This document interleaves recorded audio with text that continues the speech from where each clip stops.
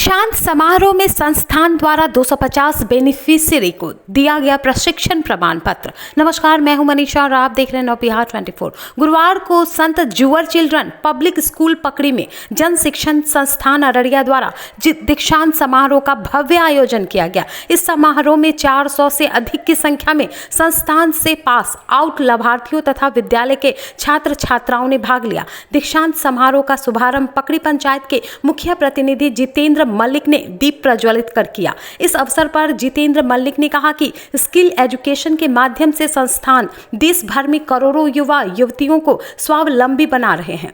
संस्थान नौकरी करने वाले नहीं बल्कि नौकरी देने वाले नई पीढ़ी पैदा कर रहा है। वहीं संस्थान के निर्देशक राजेश कुमार ने कहा कि वर्तमान समय में पूरी दुनिया स्किल्ड युवा एवं युवतियों के लिए भारत की तरफ देख रही है। उन्होंने कहा कि संस्थान द्वारा देश भर में 1.5 करोड़ से अधिक युवा एवं युवतियों को कौशल विकास कार्यक्रम के तहत प्रशिक्षित किया गया है। कहा कि बदलती दुनिया की जरूरत के अनुरूप कौशल विकास किया जाना है। कौशल विकास के फलस्वरूप बेरोजगारी तेजी से कमी हो रही है।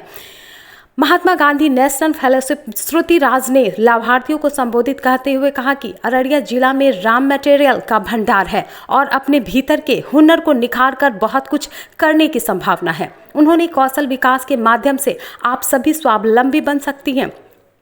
दीक्षांत समारोह में पास आउट लाभार्थी नीलम कुमारी, सुजाता देवी, खुशी बीवी बुधनी, बबीता कुमारी, सुमन कुमारी, रूपा कुमारी, ज्योति कुमारी, काजल कुमारी, रुक्मणी देवी व शीला देवी समेत 250 प्रशिक्षित लाभार्थियों को प्रशिक्षण प्रमाण पत्र दिया गया। नवबिहार 24 के लिए पलासी अररिया से दिलीप विश्वास की रिपोर्ट। हिस्सा लेना चाहिए और ले भी रहे हैं।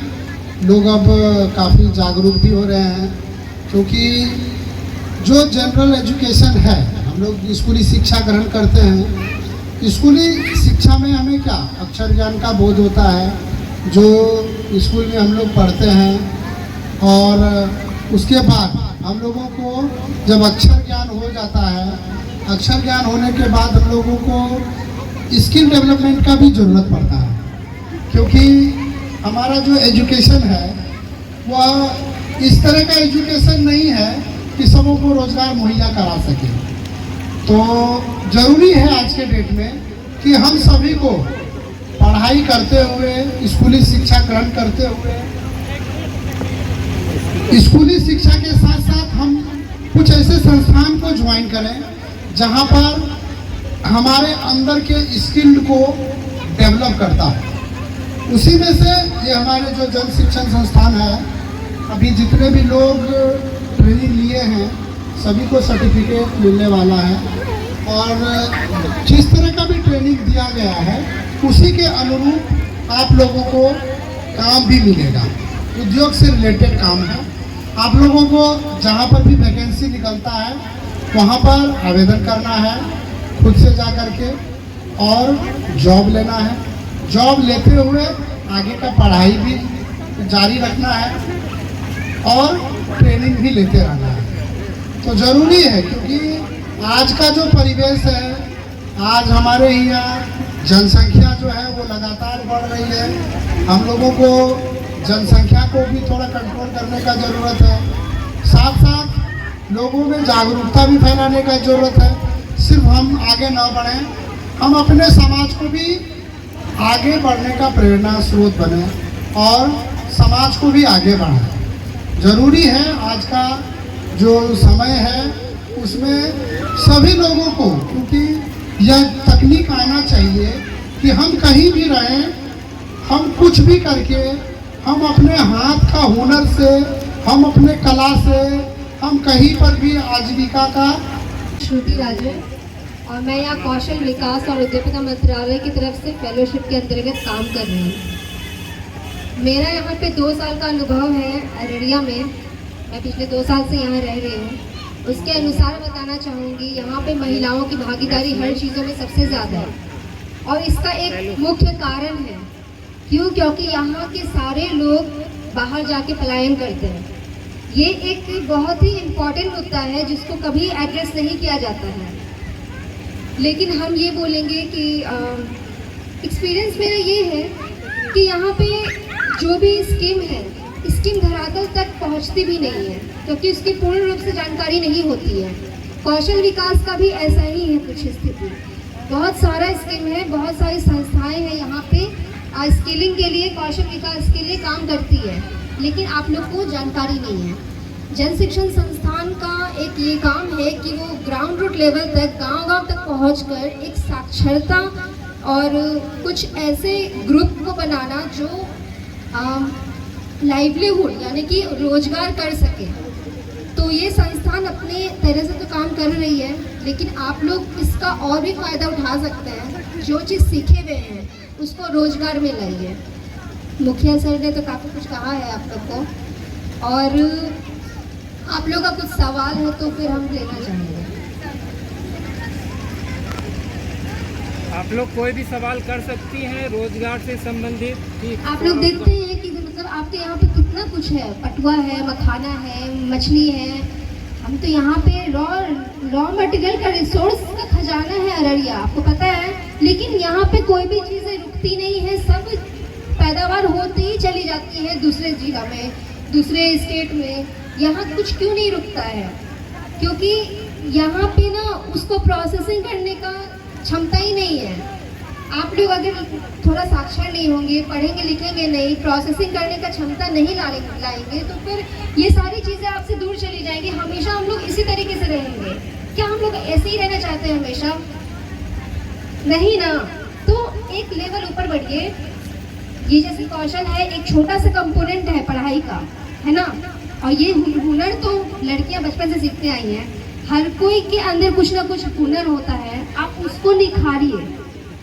कोई चीज़ सीखने का मन है तो आप मुखिया जी को बोलिए, ठीक है। जैसे 10-20 लोग अपना कुछ ग्रुप बनाए, बहुत सारी ट्रेनिंग चलती है। आरसीटी के नाम सुने होंगे, आरसीटी के नाम सुने होंगे, फिर DDU-JKY का नाम सुने होंगे, आत्मा का नाम सुने होंगे। ये सारी संस्थाएं देती है, लेकिन एक चीज़ और है, हर चीज़ हर कोई सीखता है लेकिन काम में नहीं लाता है तो वो भूल जाता है और उसका कोई इस्तेमाल नहीं आता है, ठीक है। ये पढ़ाई के साथ भी होता है, कोई चीज़ हम लोग नहीं पढ़ेंगे ज़्यादा देर तक तो भूल जाएंगे, उसको रिवाइज करते रहना चाहिए, काम पे लाते रहना चाहिए, है ना। तो आप लोग जो भी चीज़ सीखे, खेती से रिलेटेड, पटवा से रिलेटेड, उन सभी चीज़ों को इस्तेमाल करने के लिए अपने रिसोर्सेज को इकट्ठा करके कीजिए, ताकि छोटी छोटी चीज़ें जब शुरुआत होंगी ना तो ये बड़ा रूप कल को ले सकती है। अगर आप शुरुआत ही नहीं करेंगे ना तो कुछ नहीं होने वाला है, समझ रहे हैं। और हमको महिलाओं से तो बहुत उम्मीदें हैं, और आप लोग भविष्य है कल को, है कि नहीं। और किसी का 1-2 सवाल है तो हम वो लेना चाहेंगे। हमको बात करने में बहुत अच्छा लगता है। अगर 2 मिनट हो तो सर एडजस्ट कर सकते हैं। आप लोग का कोई सवाल हो तो बेझिझक तो पूछिए, ठीक है। कुछ दिक्कत ऐसा लगता है कि ये काम कैसे होगा, ऐसा कुछ है तो बोल सकते हैं। थोड़ा सा देखिए, एक कुछ शेयर कर दीजिएगा, जो जिला में नियोजन कैंप जो लगता है, जॉब कैंप, ठीक है।